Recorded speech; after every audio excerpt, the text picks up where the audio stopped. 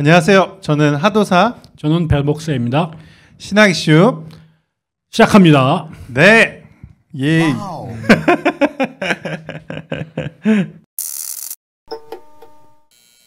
이번 질문은 이제 앞에 나왔던 어떤 이단과 또 다음 주에 다룰 또 프리메이슨 일루미나티의 중간 단계에 있는 또 질문인데요.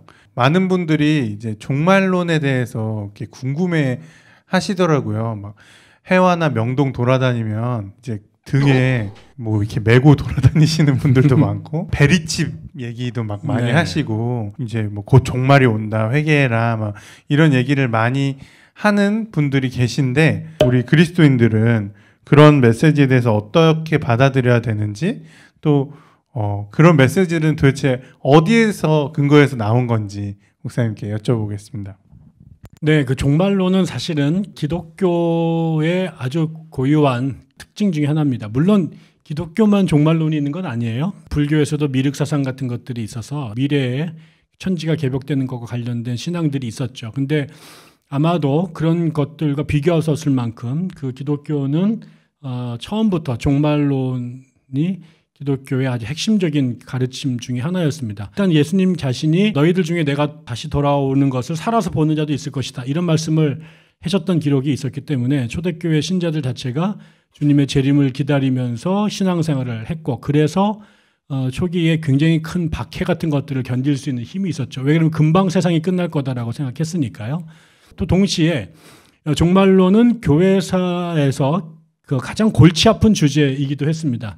왜냐하면 주님께서 약속을 하셨는데 그래서 다 기다렸는데 문제는 언제 오신다는 얘기를 명확하게 안 하신 거예요. 그래가지고 물어보니까 또 그날과 그때는 아무도 모른다. 아버지만 아신다. 이렇게 해가지고 괄호로 딱 쳐놨거든요. 그러니까 이제 박해는 계속 있고 삶은 힘들고 그러니까 주님의 오심을 기다리는 것은 계속 했는데 근데 이제 명확하지 않으니까 이 비밀을 풀어내려고 하는 사람들의 이런 물음들이 계속해서 줄기차게 물어왔던 거죠. 그러다 보니까 종말론이 교회에 되게 중요한 어떤 그 신학적인 이슈가 되기도 하고 되게 중요한 관심사가 됐습니다. 그래서 아까 말씀드린 것처럼 때와 장소를 알아내려고 하는 이런 수수께끼를 푸는 노력들이 교회사에서 줄기차게 왔는데 대부분이 이제 안 맞았던 거죠. 그러면 이제 또 제3의 인물이 나타나서 다시 날짜를 또 장소를 설정하면서 나중엔 더 나가서 내가 그 메시아다, 내가 종말의 주다라고 주장하는 이제 가짜 메시아들이 막 쏟아져 나오기 시작을 하면서 교회 안에 혼란했던 것이고 한편은 성령의 계시를 받는 사람들 중에 종말론을 이제 추구하는 사람들이 있거나 아니면 성경의 그 숨은 비밀을 캐내기 위해서 성경 연구를 통해서 종말의 날짜와 장소를 알아내려고 하는 노력들이 있습니다. 결국은 교회사의 역사가 2000년이 지남에도 불구하고 이 종말에 대한 관심이 사그러드는 게 아니라 마치 우리가 그 두더지 게임 하듯이 하나 들어가면 또 새로운 게 나오고 이러면서 지금까지도 한국 사회뿐만 아니라 전 세계 모든 나라에서 종말론을 추정하는 사람들이 계속 존재해 오고 있는 것 같아요. 네. 제가 막 얼핏 들어본 것만 해도 이단 교단마다 막 몇 개씩 그런 날짜를 이날 올 거다 저날 올 거다 이렇게 막 찍은 게 있다고 하고 날짜를 특정해서 종말을 이야기하는 것도 기독교적인 이야기라고 할 수 있는 건지 진짜 베리칩 뭐 여기에 의료칩이나 이런 거라도 박으면 안 되는 건지 그런 거를 한번 여쭤보고 싶습니다. 전부 다 자기는 성경에 근거해서 혹은 뭐 성령의 감동으로 날짜와 현상들을 설명한다라고 말을 하는데 뭐 그게 다 이제 기독교 범주 안에 들어가긴 하는 거죠. 그렇지만 이제 문제는 그런 주장들이 지금 아까 말씀하신 것처럼 뭐 베리칩의 문제라든가 뭐 666의 문제라든가 또 뭐 그 종말에 대한 다양한 어떤 해석들이나 증거들 이런 게 교회사에 끊이지 않고 있었고 때와 장소마다 계속 바뀌었다라는 거예요. 그러니까 이제 틀은 있는데 그 안에 있는 컨텐츠가 계속 바뀌었어요. 예를 들면은 지금은 뭐 말세의 베리칩의 문제를 얘기를 하지만 베리칩이라고 하는 것이 무슨 말인지 몰랐던 시절에는 그래서 유대인들이 종말의 징조가 되기도 하고 또 이슬람이 종말의 징조가 되기도 하고 그러다가 또 과학이 들어오니까 과학의 출현을 또 종말의 징조로 보기도 하고 유엔 같은 연합단체들이 생겨나니까 그걸 또 종말의 징조로 보기도 했었죠. 요한계시록의 비유를 빌려다가 뭐 거짓 선지자라든가 아니면은 적그리스도 이런 게 누구냐 그것도 종말의 징조로 봤는데 예전에는 아까 말씀드렸지만 마호메트나 이슬람, 사라센 이게 적그리스도로 보여졌던 시절도 있었고요. 또 어떤 사람들은 교회를 타락시켰던 교황을 또 적그리스도로 본 사람들도 있었고 또 프랑스와 영국이 전쟁할 때는 서로의 왕들을 적그리스도로 본다든가 히틀러가 출연하게 되니까 히틀러를 적그리스도로 보기도 하고 또 무솔리니나 아니면 또 스탈린이 나오게 되면 또 레닌이나 스탈린을 적그리스도로 보기도 하고 김일성도 물론 거기에 들어가기도 하면서 이런 시대마다 끊임없이 그 적그리스도나 거짓 예언자로 누군가를 동일시하려고 하는 시도가 있었는데 그게 계속 바뀌었다는 얘기는 정해진 게 없다는 얘기고 지금도 그런 징조들이 또 시대가 바뀌고 나면 베리칩 말고 이제 베리구스로 바뀔지 무슨 선칩으로 바뀔지 아주 다양한 변종들이 계속 나올 거라는 것이죠. 그래서 아무도 모른다. 정해진 것 없다. 그러나 그들이 주장하는 것은 종교의 자유시대에 니들 맘대로다. 또 그걸 듣고 안 듣고는 또 우리들의 선택이다. 마지막으로 많은 교회들이 이제 요한계시록을 설교하기를 되게 꺼려하고 또 강의하거나 이런 것도 되게 막 꺼려하잖아요. 왜 막 어렵기도 하고 괜히 말 잘못했다가 또 오해를 살 것 같기도 하고 그렇다면 그리스도인들이 어떻게 해석을 해야 요한계시록을 바르게 해석하는 것이고 또 어떻게 그리스도교적인 종말론을 받아들여야 건전한 건지 목사님께 마지막으로 질문드리겠습니다. 먼저 그 종말 사상이라는 건 아까 말씀을 드린 것처럼 기독교 신앙의 아주 중요한 내용입니다.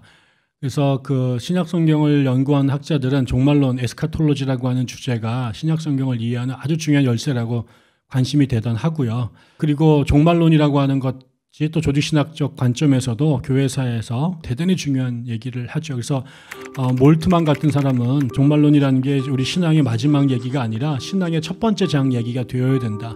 종말론의 근거에서 우리의 신앙을 재구성해야 된다. 이런 주장을 할 정도로 종말론은 굉장히 중요한 겁니다.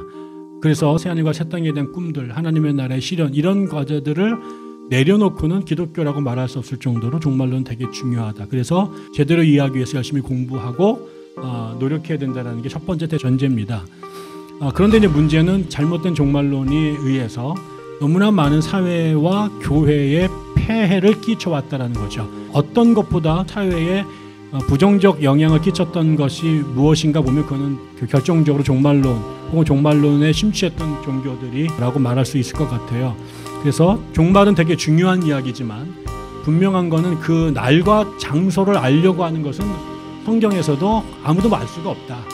그 얘기 뭐냐면 그것은 너희들의 관심사가 돼서는 안 된다. 그게 중요한 게 아니다라는 거죠. 그렇다면 우리가 이제 종말에 대해서 가져야 될 태도는 결국 기독교는 역사가 출발이 있기 때문에 끝도 있다고 생각하는 것이고 그게 또 개인적으로 줄이면 우리의 삶도 시작에서 종말이 존재하는 거다. 다시 말하면 우리나 역사가 세상이 유한한 존재다라는 것을 기억하라는 거죠.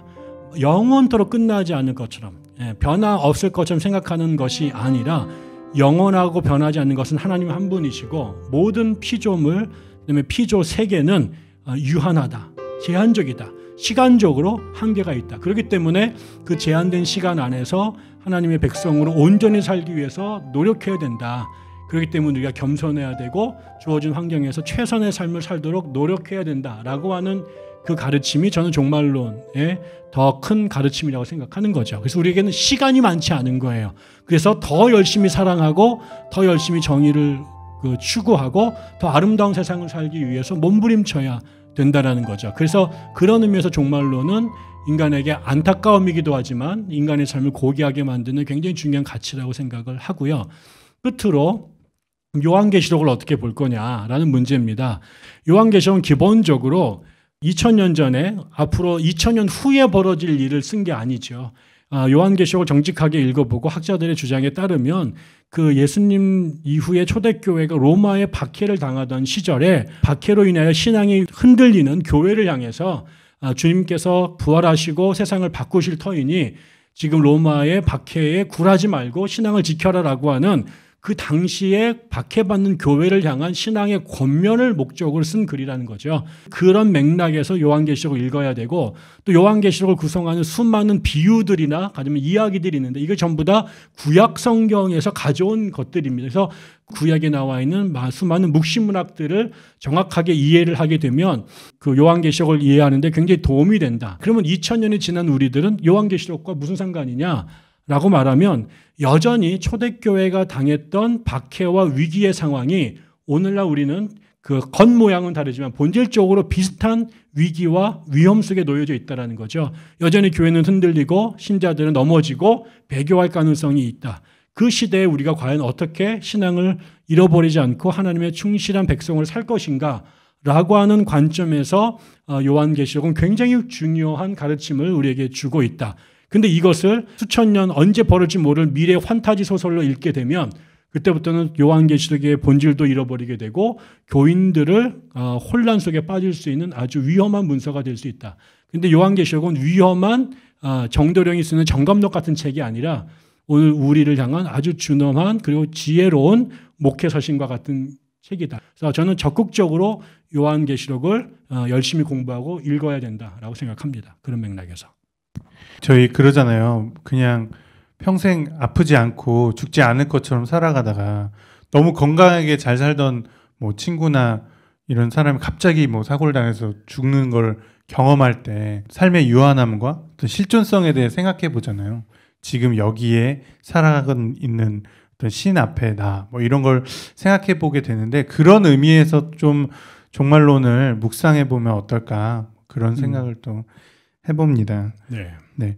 그 요한계시록이나 뭐 성경에 대한 더 궁금한 부분들 또 혼자 찾아보고 공부하기 어려웠던 부분들이 있으신 분들은 백향나무 교회로 오셔서 우리 함께 성경 공부도 하고 또 목사님께 여쭤보는 시간을 가지면 좋을 것 같습니다. 네. 이상 신학 이슈 마치도록 하겠습니다. 자, 신학 이슈 좋아요, 구독, 알림 설정 감사합니다.